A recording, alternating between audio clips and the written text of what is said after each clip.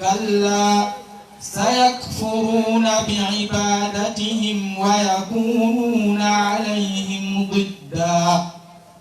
ألم تر أنا أرسلنا الشياطين على الكافرين تؤزهم أزا فلا تعجل عليهم إنما نعد لهم عدا. بارك الله فيك. طيب شكرا. بسم الله الرحمن الرحيم. الحمد لله رب العالمين والعاقبة للمتقين ولا عدوان إلا على الظالمين وصلى الله وسلم وبارك على رسولنا ونبينا محمد وعلى آله وصحبه ومن تبعهم بإحسان إلى يوم الدين وبعد.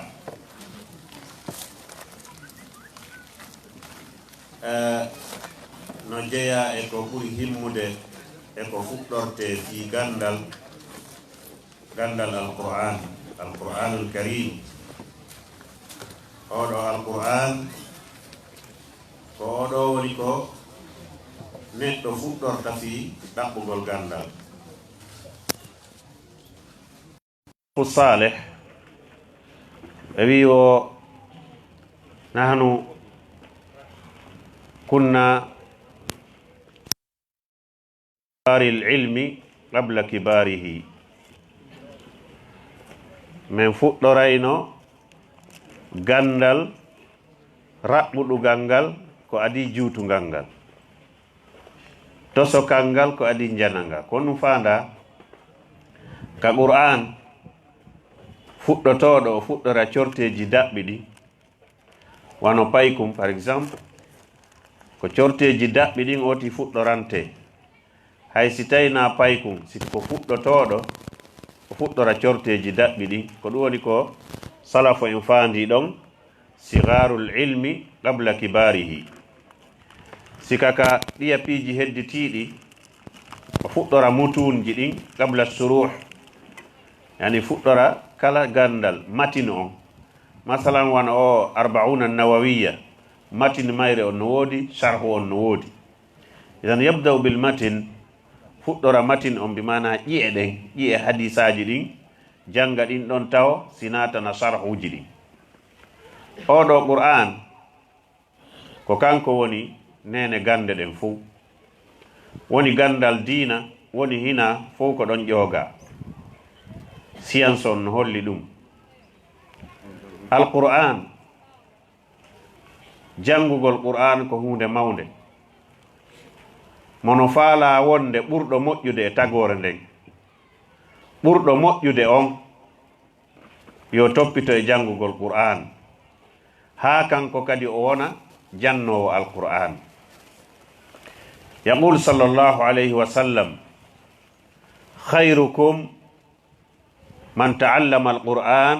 wa 'allamahu. ko ɓuri moƴƴude e mon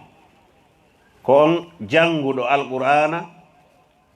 yilti kanko kadi o janninde, on ɓuri moƴƴude. khayrukum hal huwa kathiru salah aw siyam aw alhajj aw sadaqa wa ma ashbaha dhalik? la, bal huwa man ta'allama alqur'an wa 'allama. ko on janguɗo alqur'ana o janninde, on ɓuri moƴƴude. Allah waɗen yimɓe alqur'an. oɗo alqur'an, yimɓe jangoɓe nde ɓen hunjonde,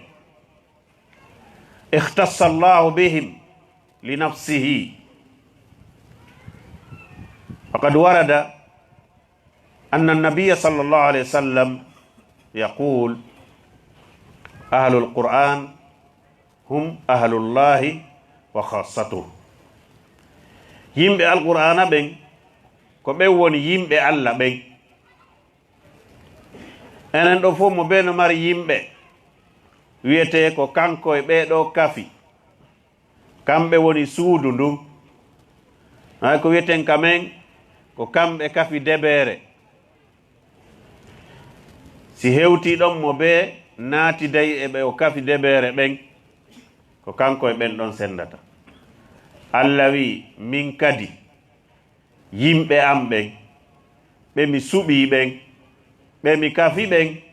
ko yimɓe alqur'ana ɓen. Ha ko martaba towɗo non ka Allah waɗo e yimɓe alqur'ana.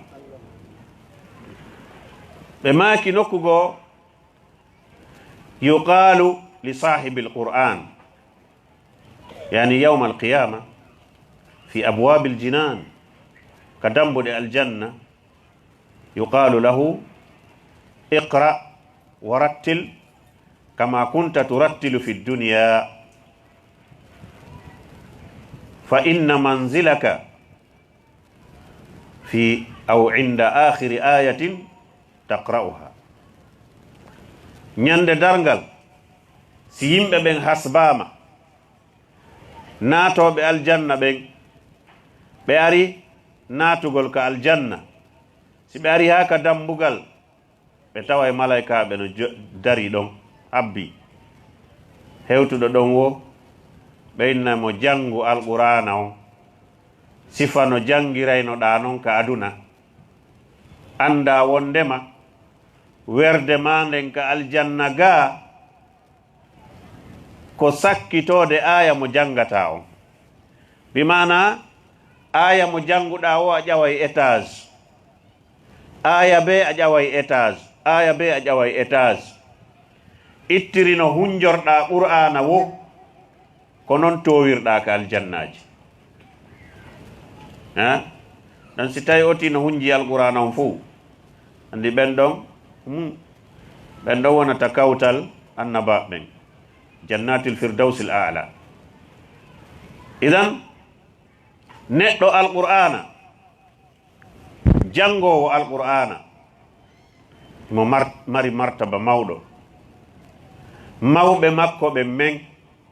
hiɓe mari martaba mawɗo ɗon andi accutugol payku mum songa kun hano kun jangira alqur'ana no wondi e golle no wondi e himme kono martaba mum on no mawni sabu ñande dargal kala mo ɓiɗɗo mum hunji alqur'ana Allah subhanahu wa ta'ala teddinayɓe yumma makko e ben makko kanko hunjiɗo alqur'ana on Allah teddinaymo yeeso tagore nden fof jinna e malaika o hippay ɓe maagewal ko wiyete maagewal kange yani kufune teddungal ñande tawete e sa'i tawete fof no maapi fof no aani no jooti ko honɗum wonata talla lakke mum ko honto o suta ko honto fewnda si Allah sorti ɗon woɓɓe o teddiniɓe o okkiɓe teddungal o waɗaniɓe martaba e yeeso tagore nden fof ɓena ko honno menen men heɓiri ngal teddungal ɗo fof e o martaba ɗo fof e yeeso nde tagore ɗo fof yuqalu li akhdi waladika bil qur'an ko sabu ko ɓiɗɗo ma on hunji alqur'ana kon ko ɗum heɓirɗa ngal teddungal ɗo neɗɗo hunjiɗo alqur'ana Allah newnanaymo yo tefoy o tefana yimɓe makko ɓen yaqul sallallahu alayhi wa sallam man qara alqur'an wa hafizahu wa talah shaffa'ahu Allah fi 'asharatin min ahli baytihi kullun qad wajaba lahu an-nar. Kala neɗɗo janguɗo qur'an o hunji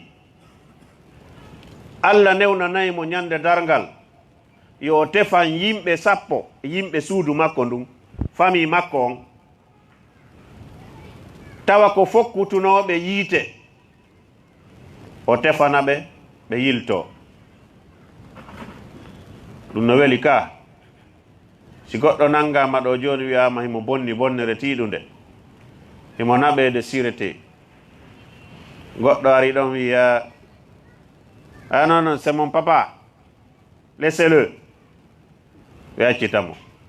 Ara no weli ka wela ha ma hoya tawoyaɓe ka des ahra ɓe hewtoyi ton. Ara ɓe wiyede enlever les chaussures, itte paɗe ɗe, itte kufune o. Andi toon si hewtama teddungal ngal haray fayda, oti accen ɗon ka yaasi. Fewndo ɗon goɗɗo aray naye he ɓeɗo ko mawɓe anni acciteɓe, ɓe accita ɓe. ɗum ɗon noon ko fiyaki aduna ni ka, amma noon laakara ko no wiɗon ɗum mo tefanama ɗon. Isan ngal gandal ɗo ngal himmi, ko ɓuri noon himmude kon ko gandal alqur'an. Sabuna kangal moƴƴere nden no mawni, wono nelaɗo makiri noon, man qara'a harfan fi kitabillah falahu hasana wal hasanatu bi ashri amthaliha. Lam aqul alifun lamun mimun harf, walakin alifun harf wa lamun harf wa mimun harf. ɓe maki mo jangi harfere wotere ka alqur'ana, ka deftere Allah, mo mari moƴƴere, nden moƴƴere sowe watte moƴƴereji 10. ɓe makali alif on e laam on e mim on fof ko harfere wotere, bal ko alif on tun ko harfere, laam on tun ko harfere, mim on tun ko harfere, yani ɗon woni karfeje 3. isan sa wi alif lam mim araɗa jogi baraji 30. si a jangi ɗon noon juzu, ma a jangi yani wi'en hizbe, haysko hizbe ɗum ko baraji mawɗi noon ka. idan ngal ɗo gandal moƴƴere maggal on no mawni, moƴƴere maggal on no mawni. joni noon importance maggal on en andi wondema neɗɗo on si o janga o andata Allah, o andata nelaɗo, o andata dinal islam kam, o andata ɗiɗo fuu. ko on ɗum noon woni tigi tigi wasa'il tahsil al ilm, laawi ɗi goɗɗo ɗaɓɓirta gandal ɗin. ko honno goɗɗo ɗaɓɓirta gandal? al wasa'il al fa'ala e tahsil al ilm, ko wiyete kon les moyens les plus efficaces fi ɗaɓɓugol gandal, ko fontugol deftere, yaha fiino, helta koyɗe mum ɗen, jooɗo wondude e needi, fiino, janga, ko faamari wo landito ha faama. ko ɗum woni ko tindini o hadis selluɗo mo Umar ibn al-Khattab radiyallahu ta'ala anhu wa ardahu filli, o wi baynama nahnu julusun inda an-nabi sallallahu alayhi wa sallam idh tala alayna rajulun shadid bayad ath-thiyab shadid sawad sha'r ar-ra's la yura alayhi min athar as-safar wala ya'rifuhu minna ahad ila akhir al-hadith. o hadis ɗo Umar ibn al-Khattab o wi o ñande go hiɓe jooɗi ka nelaɗo sallallahu alayhi wa sallam, tun gorko yaltiti e maɓɓe, himo ɓorni coñci rawnuɗi peŋ, sukundu makko ndun no ɓawli dik, a yi'ata e makko batte setew, wondema oɗo ko iwɗo voyage, mande ɗum batte mum ala e makko. kono le goto andamo ɗon, andike hina hoɗuɗo ɗon, hina o kawtaljo kadi.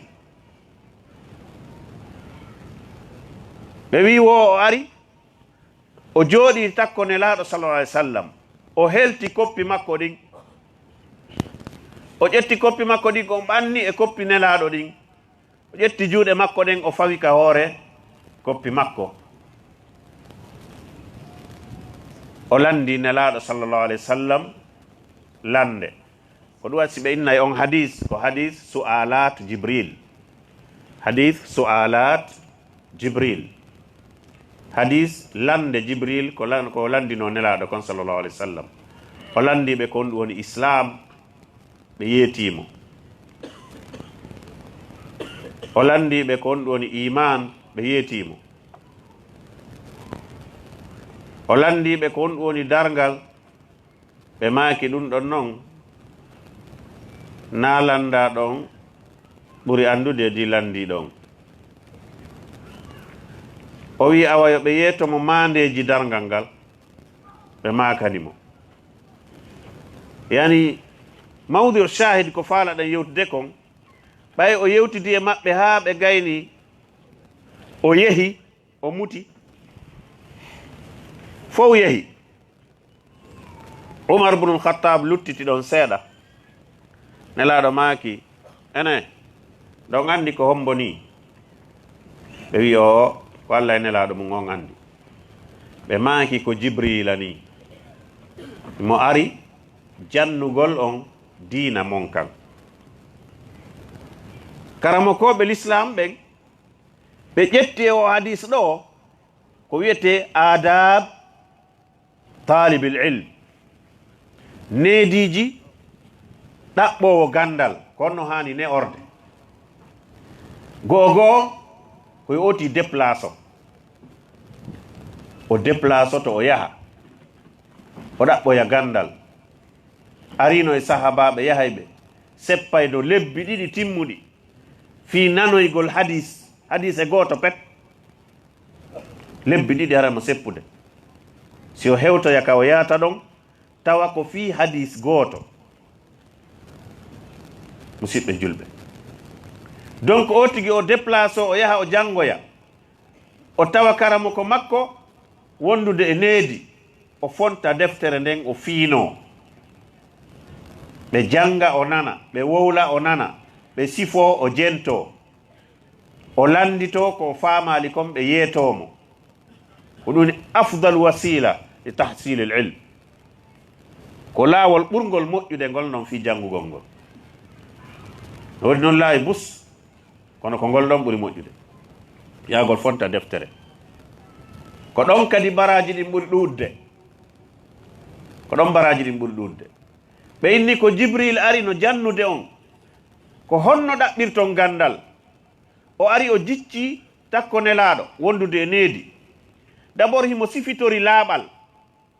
mo jogi conci laaɓuɗi ser, ɓandu makko ndun no laaɓi ser. hikkiti ɗon himo wondi e needi, o ari wondude e needi, o landori needi kadi. sina ɗum Jibril mo ɓuri nelaɗo andugol kon woni l'islam ka, o kanko nela ari yettini e maɓɓe.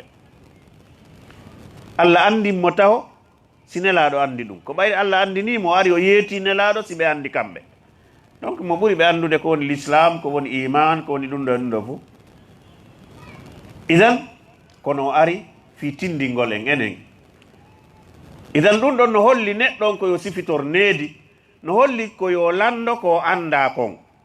ko famali kon kadi koyo lando. Naam, en yii wano annabi Musa alayhi salam kalimullah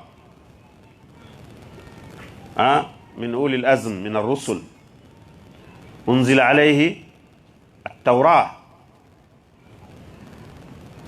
nde oɗo anduno Allah subhanahu wa ta'ala andinimo no woodi goɗɗo marɗo gandal ko a mara. Allah yeti ɗum annabi Musa, woodi ɓurɗo ma gandal ka hoore leydi ɗo. annabi Musa mo deftere jippina e mum tawreta, mo Allah yewtidi e mum, ɓe jaabodiri konguɗi, no woodi anduɗo ko anda. est ce que annabi Musa mawnintinino? ɓe wi min komi annabi, mi yewtidi e Allah. Allah no jippini qur'ana ni tawreta e hoore an mi yataɗa hande kadi ɗaɓɓoygol gandal e juuɗe goɗɗo. est ce que ɓe wino ɗum? La, ɓe haɓɓuno sawdu, ɓe ƴetti njooɓa, ɓe yalti, ɓe yehi, ɓe seppi, ɓe yehi ndagara paw haa ɓe yiidoyi on ɓurɗo ɓe gandal. ɓe maaki hal attabi'uka ala an tuallimani mimma ullimta rushda. kon woni cheikh Khadr. idan ɓe jokkodiri ɗon ɗo andi qissa on ka suratul kahf nde ɓe ƴawno ka laana cheikh Khadr tufi laana kan e nde ɓe yiyoyno nde o wari paykunkun e ko nandi e mum. kono ɓay tun tawi annabi Moussa andi oɗo no ɓuri ɓe yehi ɓe inni yo newnu ɓe wonda e makko o andina ɓe ko Allah andinimo kon. ɗo kadi ko darsu wonande towa darja en, towa duuɓi en, jon gandal en, jon martaba en ka si tawi o tigi ko jon darja o ɓura annabi Moussa, siko o jon gandal o ɓura annabi Moussa yewtuduɗo e Allah, nabiyun mursal. siko o jon duuɓi o ɓura annabi Moussa, oye ɗiɗo fop hay hunde goɗɗo maɓɓe ɓurata, wona laamu, wona gandal, wona duuɓi, wona darja, wona martaba. woni ko goɗɗo e men eɓɓidirte e annabi Moussa. si annabi Moussa kamɓe e on martaba maɓɓe fof kalimullah wa kallama allahu Moussa taklima, tawi kamɓe ɓe wakkili yahude janngoya e juuɗe goɗɗo mo deftere jippinaka e mum, kono ɓay Allah andinima ko ɓe anda, tawi ɓe wakkili yahude ɓe fonta ɗon deftere. est ce que hande kadi goɗɗo e men no mbari min mi yata janngugol e juuɗe koye gore hoye taniraɓe an ma ko nandi e mum. minen joni duuɓi ɗin toowi, martaba on toowi, oti yonnitoray ko mari ɗo kon hara noon kon ɗum woodi. nelaɗo sallallahu alaihi wasallam ko makani en al ilmu ko min al lahdi ila al mahd, min al mahdi ila al lahd, min al mahd ila al lahd. al mahd ko ka penu yagal ila ka oti woni tosokum, al lahd kaka gabru, yani ila oti jibina ha wiye o nadoyama ka gabru koyo jangu. Naam, idan no jeeya e laawi ko gandal heɓorta heɗagol karamako ɓen, heɗagol karamako ɓen, karamakoɓe l'islam ɓen, waajuji ɗin, kasettiji ɗin, vidéo ji ɗin. o joni réseau sociaux ko ari yimɓe no janngude ɗum bus joni ka réseau sociaux darsuji no waɗede mum joni, ɗum ɗon fof ɓeyda e o tigi ko noon e laawi ɗaɓɓirɗum gandal. haysi ko o mo attorɗen ɗawiɗen ko on ɗon ɓuri wonde efficace, konko tawete si a rewri on ɗon an kadi a wawa nafude woɓɓe goo, a wawa sakitude gandal. kono ɗa kadi men réseau sociaux ji ɗin, ka téléphone ji, messenger, whatsapp, telegram e ko hina e facebook, ɗiɗo fof joni woni manabir li tahsil al ilm, yani ko gangune joni. ɗum ɗo woni gangune ka gandal heɓoto, hiɗi jogii yani ko laɓiki belɗe ɗiɗi, hiɗi jogii kinɗe ɗiɗi, côté positif e côté négatif. julɗo on noon ko waɗɗimo kon ko gollitirgol ɗi ka côté positif ko tawi ko nafay ko tawi kon no wondani mo e nafa aduna e lahara ɓeyday mo ka diina makko e ka aduna makko e ka lahara makko no jeeya e laawi fi faamugol ɓeydagol ngol ka gandal ɗi hutubaji ko watte ka juulirɗe hutuba on ka juulirde ko jeeya ɗum e noneji sakitugol gandal ko ɗum waɗi si l'islam on waɗɗini e julɓe ɓen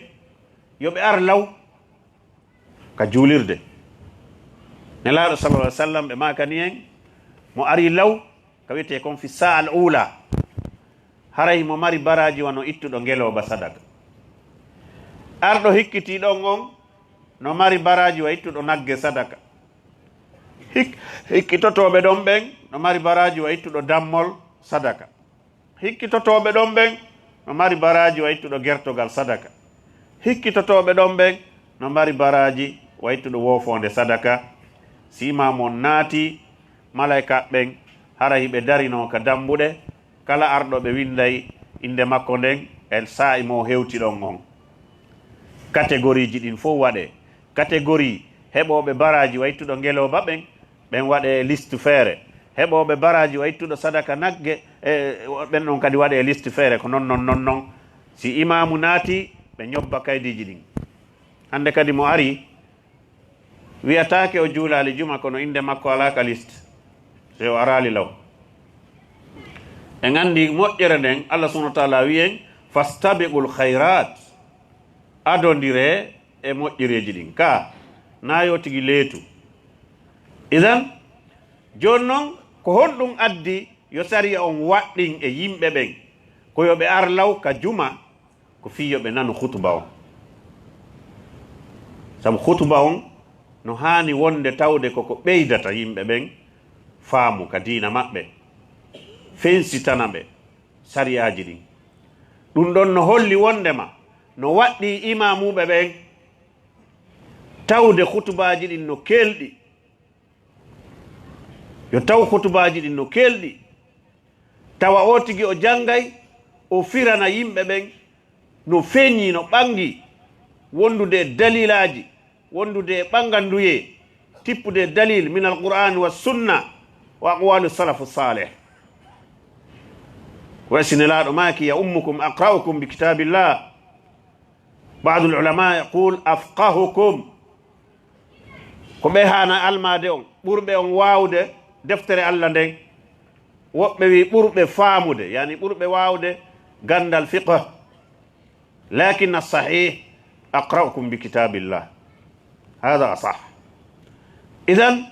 ɗum ɗo fof ko fi no yimɓe ɓen ɓeydora ko sakkitorten kon ko misal andigol en wondema diina kan dewe ɗen ɗe mara valeur Allah subhanahu wa taala jonnataɗe valeur o jaɓataɗe siɗe alda e gandal ƴetten misal e hoore men enen bani adam hiɗen mari golleji buyi ka aduna ga woɓɓe men no darnude cuuɗi woɓɓe men no ñowde coñci e ko nandi e mum sa soodiɗo joni matériel satta prix jo soodiɗo jaare no satti prix granite no satti prix simon no satti prix a soodi ɗum fof a hibbi joni hiɗa faala darnude suudu ko hombo landotoɗa yo darnane a ɗaɓɓay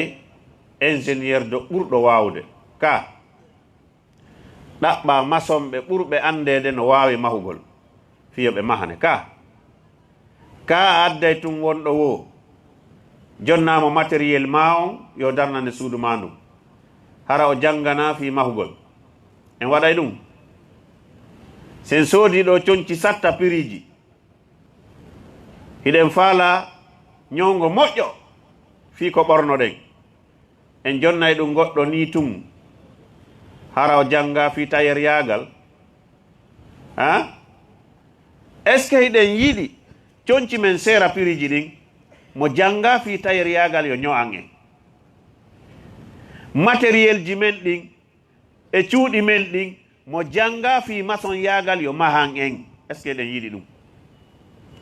est ce que si en nawni ɗo en yahay tuɗoɗen tetten ɓandu men ɗum tuɗen emo janga fi docteur yagal en waɗay ɗum donc si tawi noon enen en yiɗa waɗanede hay hunde ko alda e gandal ko ɗum tañƴini ɗon enen en wawa waɗande Allah goɗɗum ko alda e gandal haray ɗum no mari valeur haray mara valeur ɗum noon holli dendagal dewe ko watten kon fof no haton gini yo taw o tigi no andi siko julde nden hiɗa andi sariyaji mayre goɗɗo ñande goo wino omo way tawa ɗoytiɗo seeɗa kono ko jangunoɗo jangi figiya defte figiya kame en fuuta ha no juula salmina yaltaka taw o dari ka dambugal o wini hohoho onon geɗi kaftaniji mon si police addama darnama joni ka dambugal ɗo wiyama ɗo kala mo jantaki ɗo farillaji julde ɗin e sunnaji julde ɗin e sartiji mayre on ha timmi o yaltata ɗo ha nde juulirde heeway hande idan tawa julɓe bus yahoɓe ka juulirde ko juulugol addi en so wiyama joni ɗo waɗen concours fi jantagol farillaji julde nden e sunnaji julde nden e bonnayɗi julde nden e sartiji julde nden si on concours waɗama ko ɗum tañƴini ɗen ha si en yiɗi fuɗɗoren salligi on taw on kadi no mari farillaji no mari ko ɗuma ha est ce que buy gañoto ele ɗum ɗon koko yondire julde nden hiɗen hani andude ɗum ka en hani andude ɗum par ce que to joni golleji ɗi jokkuɗen ɗin ɗen andi farin fan simmum wallahi golleji men ɗin kala ko landaɗen fimum en wowle hunde majjana en golle Allah ɗen ɗum ɗon tigi tigi on ko rewalngol tum haray ɗen hani watta ndeyla nden toɓɓere l'islam o ko diina gandal Allah subhanahu wa taala o rewirtake majjere yo Allah subhanahu wa taala ɓeydan en gandal o waɗana en barki e gandal ngal en torki Allah subhanahu wa taala yo Allah waɗu barki e sifa ɗeɗo tumbodire yo Allah subhanahu wa taala ɓeydan en peewal o ɓeydana suka men en peewal yo Allah subhanahu wa taala okke moƴƴere o waɗana en ɓuttu e leydi ndin o danda en fawñade yo Allah tabintin en e dow l'islam dow sunna nelaɗo sallllahu alayhi wa sallam danda en bida o danda en shirk wa akhiru da'wana an alhamdulillahi rabbil alamin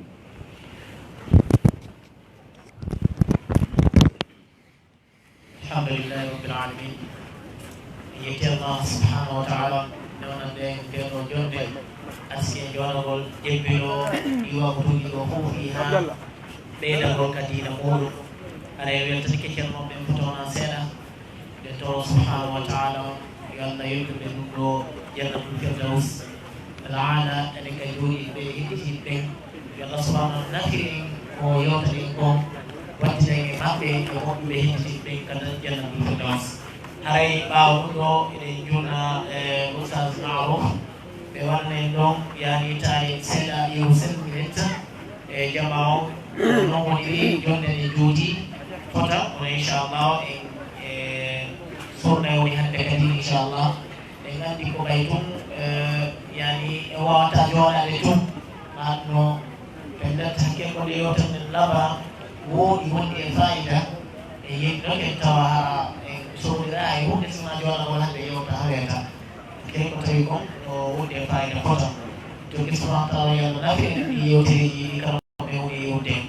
ara haɗaɗi tum e heɗagol ngol tum wiyano laba no foti no woɗi bande yo nasko e gollitirɗol kono nde yewtede kon ara eɗe wiya cheikh ousmane Marouf fa yatafaddal mashkura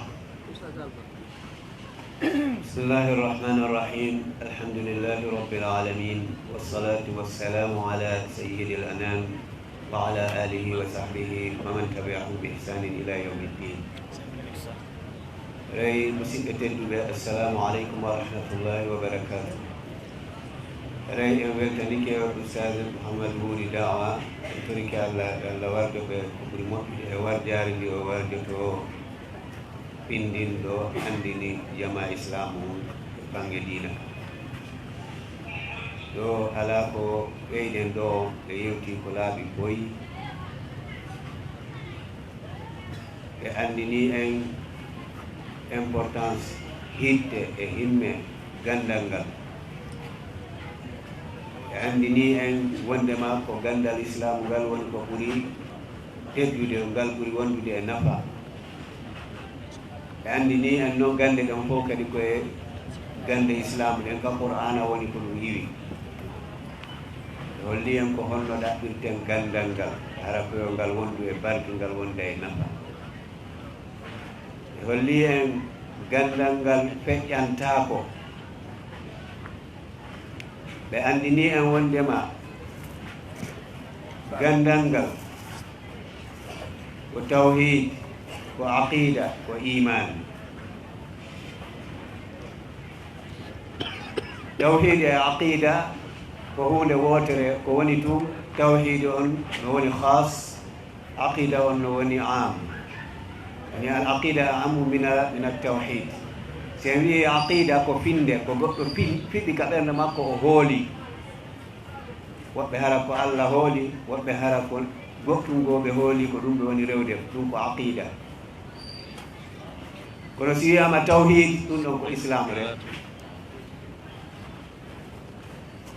tawhid ko tawhid ko wotinɗingol Allah ɗum woni diina selluka kan tawhid moƴƴo e bonɗo ala ko moƴƴo ɗum woni tawhid bonɗo ala aqida bonɗo noon no woodi aqida fasida toon aqida sahiha ɗum sendidiri ɗiɗo ɗiɗi ko watti ɗon gandal feƴƴantako ɓe makani en ɗo ko minal mahdi ilal lahd e nelaɗo Allah sallllahu alayhi wa sallam ko ɗum ɓe makani en ɗen adda misal fika seede wondema e gandal ngal yawtantako cheikhujo goto walli fiiɗo defte no wiye Aboubacry Qaffalul Kabir ko bayillojo moƴƴinayɗo bogoroje e laakiɗe o yeehi ha o nawi kono o faala moƴƴinde laaki mo annduɗa inde makko luttete wowlede aduna on haalal o moƴƴini bogorore nde kilo 10 tawi ko joganelan ɗo ha misoka wallelan goto ɗum wayata sofirde nde ɗum hittali e jama baylojo go moƴƴini nde kilo 4 on ɗon inde mum wowla ha sakiti on ngalɗo wi min mi moƴƴina bogorore nde kilo 10 ɗum ronke e wowlede oɗo moƴƴinande kilo 4 ɗum wowli e nanta inde ha mo sifano ɗum karamo ko jogo on wi a faala yo inde ma wowle lunte wowlede o wi eyi o wi a janngu e yawa o yehi joni yo on ceerno ɗon jannumo ɓe fuɗɗi te noon no walli fi deftere ɓe fuɗɗori nden ɗon ɓe wi ka fuɗɗode bismillahi rrahmani rrahimi hada kitabun ana ihtasartu bismillahi rrahmani rrahimi hada kitabun ana ihtasartu bismillahi rrahmani rrahimi hada kitabun ana ihtasartu ɗum woni darsu on nden ñande o filliti ɗum o yimi ɗum ha o hoti ka suudu ɓay o hewti ka suudu ɓay kamɓe toon ko daal o ƴawi ka daal o fermi bafum ɗum wota goto ƴawtawoyamo toon jemma dérange mo o waali fillitade toon bismillahi rrahmani rrahimi hada kitabun ana ihtasartu ha subaka ɓaɗi o yahi o juuloy subaka o arti o ɗanti o finoyi tawi o yejjiti eyi noon ko o yahade joni fiinoyo dartoya fiino kadi woni ɗon yummirawo kawtajo maɓɓe no ɗon ɗum nanɗo ko waali janngude ko ari hiwri ɓeygu nde wi ɓen kaari ino gaa ɓe wi on to woyimo dow ga woyɓe dow ga on tuma yummirawo jawi ɓen kaari kori jam jemma on fof mino nana heewiya bismillahi rrahmani rrahimi hada kitabun ana ihtasartu o wiye yowma a jarama o faala murde yummira on tuta e andi tiniɗam on tuma o immi o yahi o dartoy o fiini o jangi ha o woni karamo kojo ayade naqala alqaffal mo inni Aboubacry al-Qaffal al-Kabir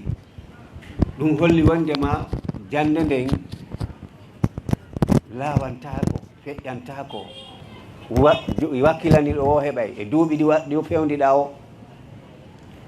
nene men Aisha ka sonnaɓe kadi ɓe maaki ko hitti wondema ɓe wonno référence ka sahaba en fof arayno saggito si ɓe saggi. ñande go seydna Abdoullahi ibn Omar radiallahu anhuma e seydna Abu Hurayra hiɓe ka juulirde.